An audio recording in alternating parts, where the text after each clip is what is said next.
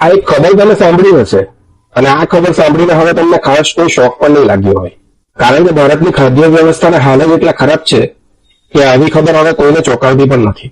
પણ આ કેસમાં એક ટ્વિસ્ટ છે. હકીકતમાં થયું શું, વિમલ પ્રજાપતિ નામનો માણસ પોતાના પરિવાર માટે ઢોસાનું ખીરું લઈને આવે છે.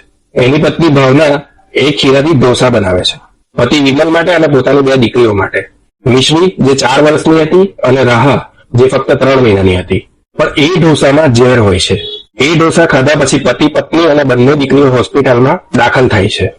પતિ અને પત્ની તો બચી જાય છે, પણ મિશ્રી અને રાહા એ ઝેર નથી સહન કરી શકતી અને એમનું મોત થઈ જાય છે. શરૂઆતમાં પોલીસને લાગ્યું કે આ ફૂડ પોઈઝનિંગનો કેસ હશે, એટલે ડેરીવાળાને પકડી લેવામાં આવે છે, જે ઢોસાનું ખીરું વેચતો હતો. પણ ડેરીવાળો એક વાત કહે છે કે સાહેબ, આ ખીરું મેં એ દિવસે 100 થી વધારે પરિવારોને વેચ્યું હતું, તો પછી ફક્ત આ જ પરિવારમાં આવું કેમ થયું? આ વાત પોલીસને ખટકે છે. પછી સ્પેશિયલ ઇન્વેસ્ટિગેશન શરૂ થાય છે અને પોલીસને એ પરિવારની એક ડાયરી મળે છે જે ભાવનાની હતી. એમાં લખેલું હોય છે કે એને દીકરો જોઈતો હતો અને એને પોતાની દીકરીઓ સાથે એટલો લગાવ ન હતો.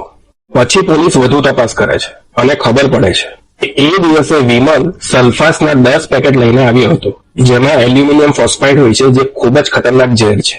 એમાંથી 8 પેકેટ તો ઉપયોગમાં લેવાયા, પણ 2 પેકેટ ગાયબ હતા. પછી ટોક્સિકોલોજી રિપોર્ટ ચેક થાય છે, જેમાં બધાના શરીરમાં એલ્યુમિનિયમ ફોસ્ફાઇડ મળે છે.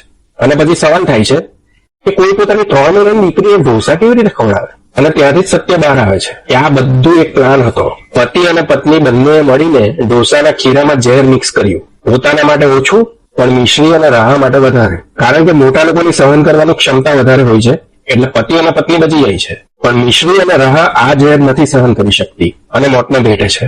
હજુ પોલીસ તપાસ કરી રહી છે અને આગળ પણ વધુ ખુલાસા થઈ શકે છે.